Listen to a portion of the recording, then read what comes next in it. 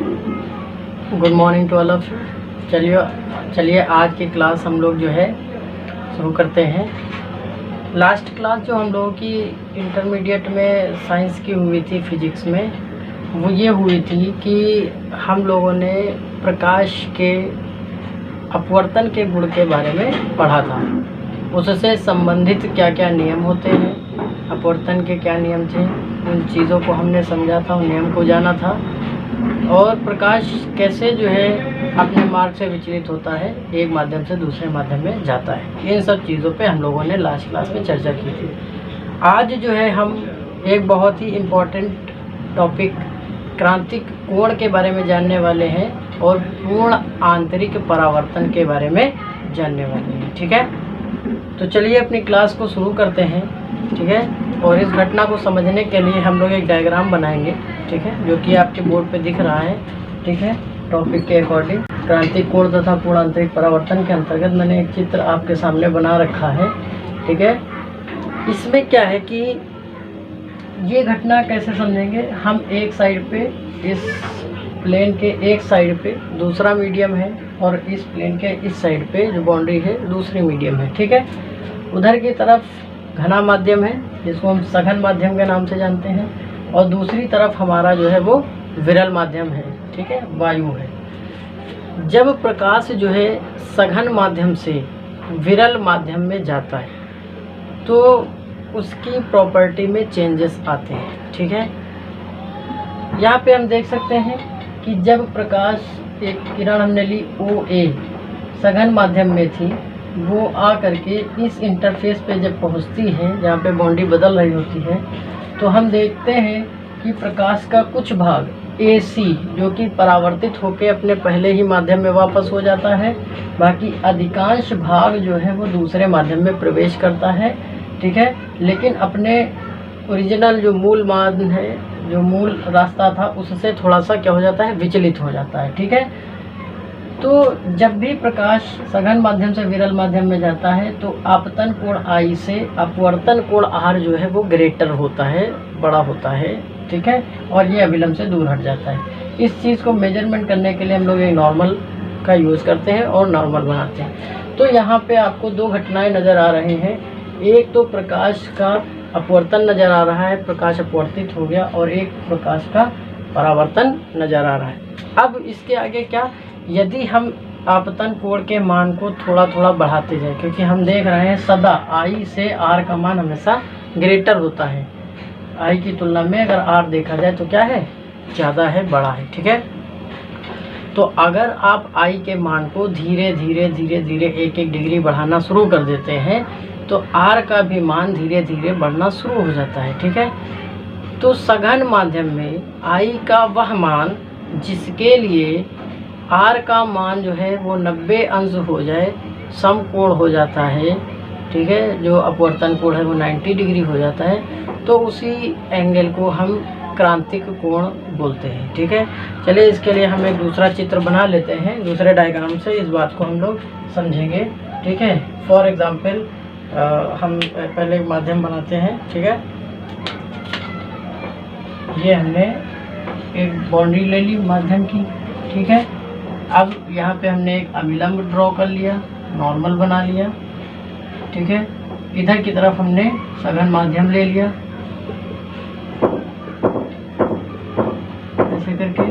ठीक है, अब यहाँ पे हमने प्रकाश की किरण को आपतित कराया। ठीक है, ये हमने इतना एंगल पे आपतित कराया, ऐसे आपतित कराया कि जाने वाला प्रकाश जो है वो क्या हो जाता है, ऐसे हो जाता है। ठीक है, वो सतह के ऊपर ऊपर चलना शुरू कर देता है। तो ये वाला जो एंगल, जिस एंगल पर इधर का एंगल जो है वो कितना हो जाए, 90 डिग्री हो जाए। ठीक है, और इधर जो प्रकाश का परावर्तन है वो आंशिक रूप से हुआ है। ठीक है, बहुत कम प्रकाश इधर की तरफ से परावर्तित हुआ है और ये आपतित किरण है। ठीक है, तो इस वाले कोण को, ये जो कोण है इसी को हम क्या बोलते हैं, क्रांतिक कोण बोलते हैं। ठीक है, ये हमारा अभिलंब हो गया।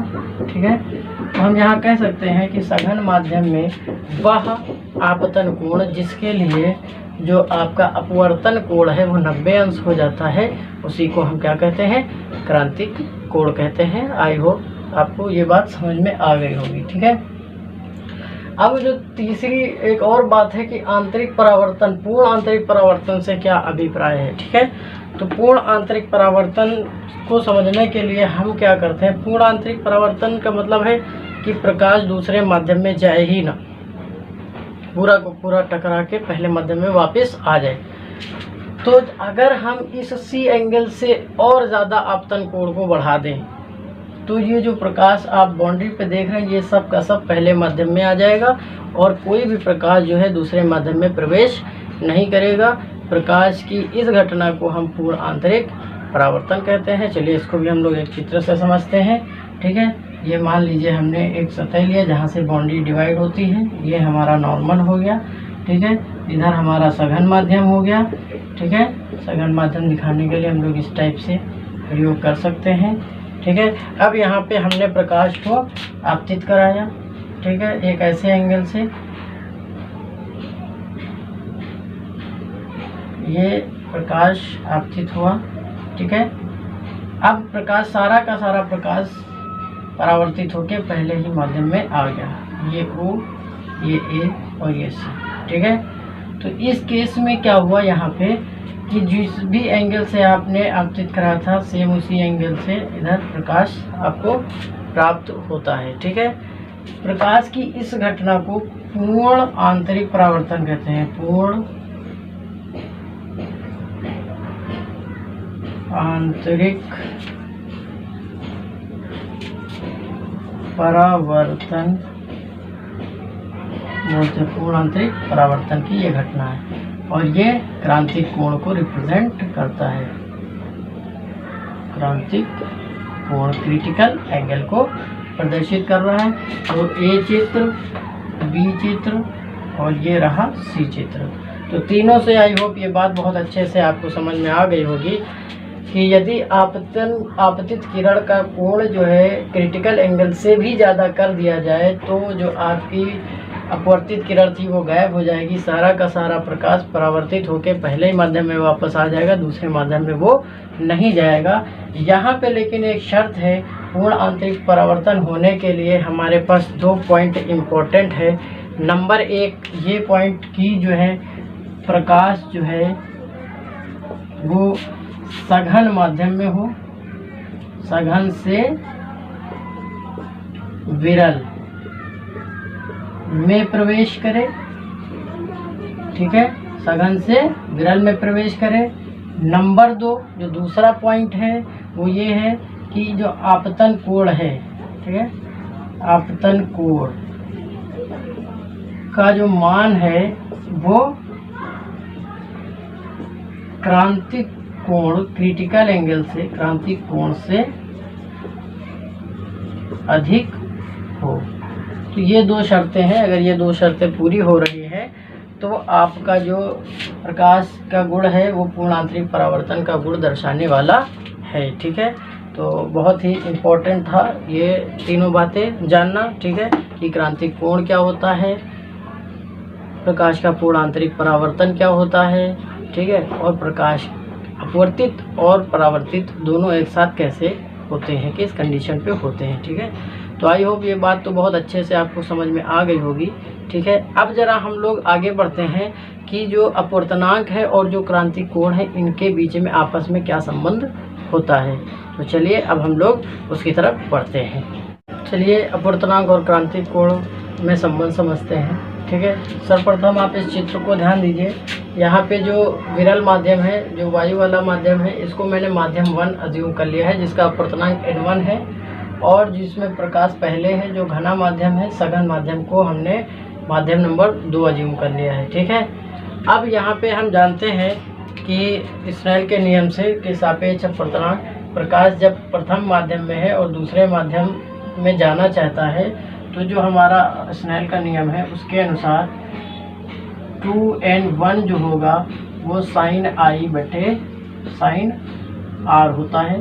ठीक है, ध्यान दीजिएगा यहाँ पे। ठीक है, पहले माध्यम में जो कोण होता है sin I, यहाँ पे, जो कि अभी सी है, हम आगे अज्यूम करेंगे ये स्नेल का नियम है। फिर अपवर्तित होकर प्रकाश जिस माध्यम में जाता है वहाँ बना कोण जो अपवर्तन कोण होता है साइन आर, इसका अनुपात जो है हमेशा 2n1 के बराबर होता है। पहले माध्यम के सापेक्ष दूसरे माध्यम के अपवर्तनांक को कहते हैं। ठीक है, अब अगर यहाँ पे हम क्रांतिक कोण लेना चाहते हैं तो वो एक पर्टिकुलर एंगल है। ठीक है, तो हम यहाँ लिख सकते हैं जब आई जो है वो सी हो जाए, मतलब क्रांतिक हो जाए, क्रांतिक कोण है, तो जो आर है उसका मान हमारा 90 अंश होगा। ये मान इस समीकरण में रख देते हैं चल के 2n1 में, तो यहाँ पे साइन सी बटे साइन 90 हो जाएगा। हम जानते हैं ये 2n1 लिखा है माध्यम 1 के सापेक्ष, माध्यम 2 के सापेक्ष माध्यम 1 का अपवर्तनांक लिखा है। हम इसको अगर उल्टा लिखना चाहते हैं तो हम ऐसे भी लिख सकते हैं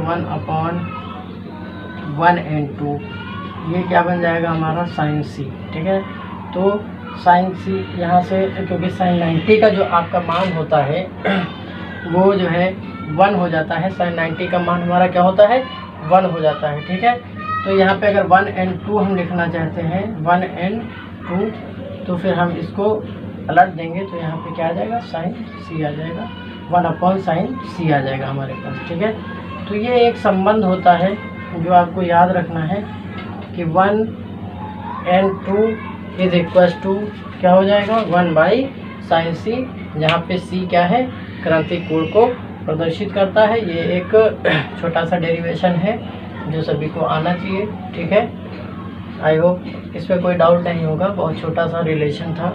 ठीक है, यहाँ पे ये सापेक्ष अपवर्तनांक को रिप्रेजेंट करता है। अगर किसी को डाउट है तो ये सापेक्ष अपवर्तनांक को रिप्रेजेंट कर रहा है कि माध्यम 2 का अपवर्तनांक है, माध्यम 1 का अपवर्तनांक है और माध्यम 2 के सापेक्ष है।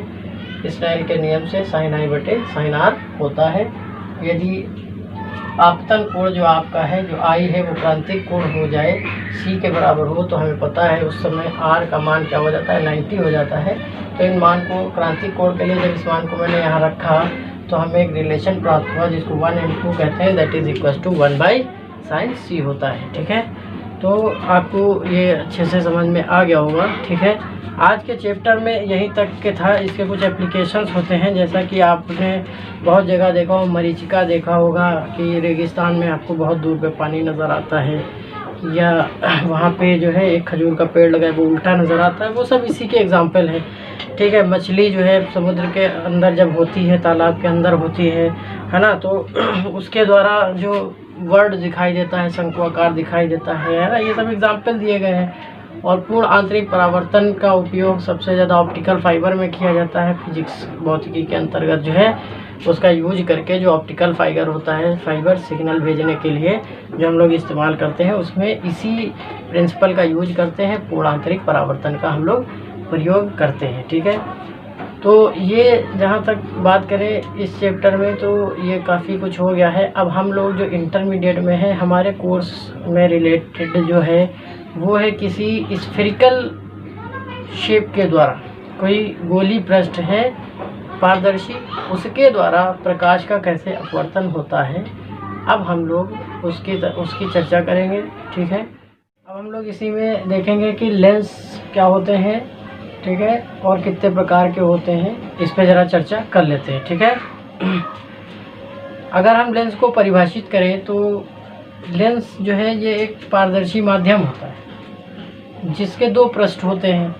इसमें प्रकाश आराम से प्रवेश कर सकता है और बाहर निकल सकता है, तो ये जो है लेंसेज कहलाते हैं। ठीक है, अगर इसको एक क्लियर कट परिभाषा के द्वारा आपको समझाया जाए तो लेंस, जैसा कि मैंने बोर्ड पर लिख रखा है, लेंस एक ऐसा पारदर्शी और द्विपृष्ठीय माध्यम होता है, द्विपृष्ठीय माध्यम होता है जो दो वक्र पृष्ठों से या एक समतल और दूसरा वक्र पृष्ठ के द्वारा निर्मित होता है। ठीक है, अब इसमें जो वक्र पृष्ठ है वो हो सकता है गोला के आकार का हो, ठीक है, या हो सकता है बेलनाकार हो, या हो सकता है परवलयाकार हो।